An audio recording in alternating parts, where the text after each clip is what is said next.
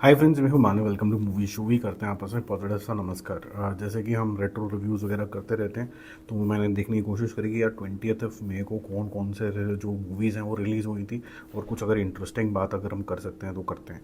तो पता चला कि यार ये एक स्पेशल डे है जिसके अंदर हिंदी सिनेमा के अंदर बहुत सारी ज़बरदस्त तरीके की मूवीज़ आई थी। ज़रूरी नहीं कि वो सक्सेसफुल रही हों, लेकिन वो माइलस्टोन मूवीज़ ज़रूर थी।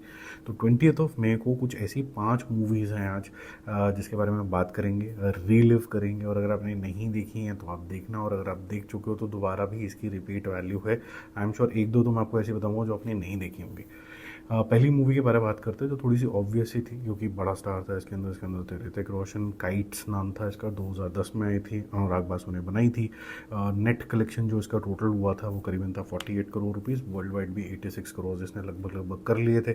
84 करोड़ में बनी थी, तो ऑब्वियसली फ्लॉप हो गई थी। तो कहानी इसके अंदर जे यानी कि ऋतिक रोशन और नताशा की थी, जिसमें बारबरा मोरी थे। पहली बार एक हिंदी मूवी के अंदर आप ये कह सकते हैं कि स्टाइलाइज तरीके से क्रॉस कल्चर वाली जो कास्टिंग थी वो हुई थी। और इस मूवी का थीम भी लगभग लगभग वही था कि ये इंसान जो कि मोस्ट वांटेड हो गया है, ये कैसे हो गया है ऋतिक रोशन फॉर लव, और वो क्या अपना लव वापस ले भी पाएगा कि नहीं ले पाएगा। इसके अंदर कंगना रनौत भी थी, और ये वही समय है जब इनके पंगे हुए थे। सॉन्ग्स जो थे वो बहुत ज़्यादा ऑसम थे। मूवी जैसे मैंने बताया नहीं चली थी, लेकिन ये मूवी ने एक स्टेपिंग स्टोन ज़रूर रख दिया था बैंग बैंग के लिए। कुछ इंटरव्यूज़ अगर आप देखेंगे तो उन्होंने बोला था कि सिद्धार्थ आनंद ने, कि जिस तरीके से स्टाइलाइज तरीके से काइट को प्रेजेंट किया गया था वो एक अच्छा खासा आपको लुक की रेफरेंस पॉइंट दे रहा था बैंग बैंग के लिए, जो कि मेरे ख्याल से आज तक इंडिया की one of the stylish movies है। तो सेकंड मूवी के बारे में बात करते हैं, और ये मूवी ने तो बहुत से लोगों का करियर बना दिया।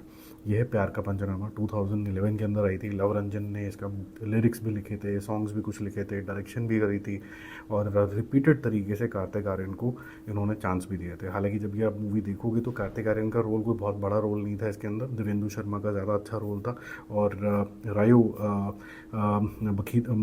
बखीरता अगर नाम का एक एक्टर थे जिनके करली से बाल थे, वो भी बहुत ज़बरदस्त लगे थे।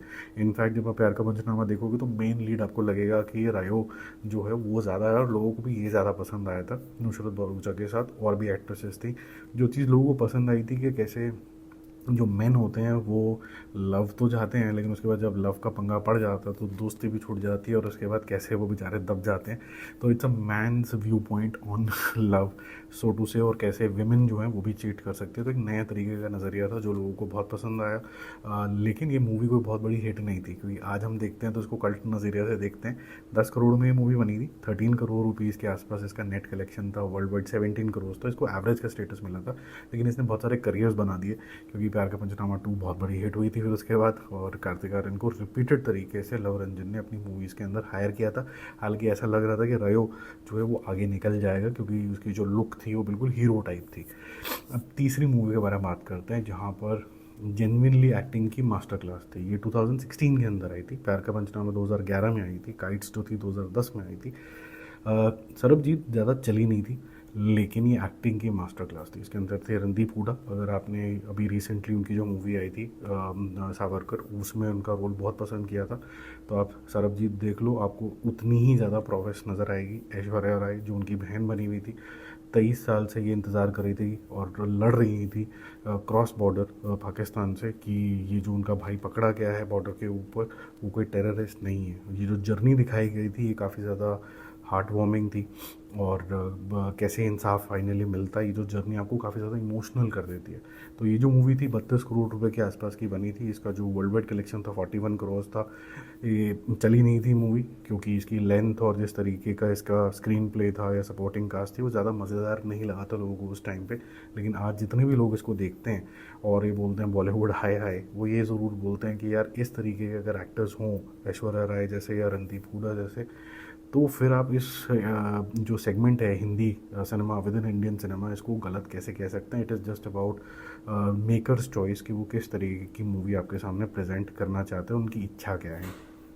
अब मैं आपको बताता हूँ एक और मूवी के बारे के अंदर, जो है 4040 एरर नॉट फाउंड। ये 2011 के अंदर आई थी। ये मूवी मेरे ख्याल से बहुत से लोगों ने नहीं देखी होगी, लेकिन जब आप ये देख लोगे तो आप बोलोगे कि one of the best Bollywood movies है।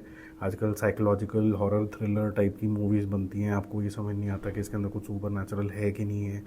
ये उस जोन के अंदर थी, लेकिन 2011 के अंदर आज अगर ये मूवी रिलीज़ हो जाती तो ये ब्लॉकबस्टर हो जाती, क्योंकि इसका थीम इज़ माइंड ब्लोइंग। यहाँ पर एक इंसान है जो एक प्रोफेसर है और वो मेडिकल कॉलेज का है, वहाँ पर एक स्टूडेंट भी आता है जो बहुत ज़्यादा ब्राइट है। अब ये जो प्रोफेसर है उसको पुश करता रहता है कि एक और कमरा है इसी के अंदर, बोर्डिंग हाउस के अंदर, वहाँ पर आप रहिए, और ये बोर्डिंग हाउस के जो कमरा है ये थोड़ा सा हॉन्टेड है।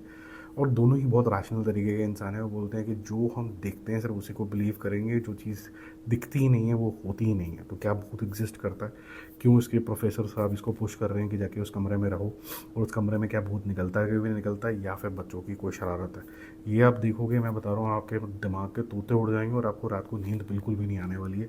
इसके अंदर लॉन्च हुआ था इमाद शाह का, जो नसरुद्दीन शाह के बेटे हैं। निशिकांत कामत भी थे इसके अंदर, और भी एक्टर्स थे जिन्होंने बहुत ही अच्छा काम किया। Setup super brilliant. ये बहुत ही छोटे से बजट में बनी थी, 4 करोड़ रुपए में, और करीबन 1.6 करोड़ रुपीज़ में इसने निपटा लिया था अपना पूरा वर्ल्ड वाइड कलेक्शन। आज ये रिलीज़ हो जाती चाहे OTT प्लेटफॉर्म के ऊपर, तो ये कल्ट क्लासिक कहलाती। अगर आप देखोगे आपको मज़ा आ जाएगा। 5वें नंबर की मूवी के बारे में बात करते हैं।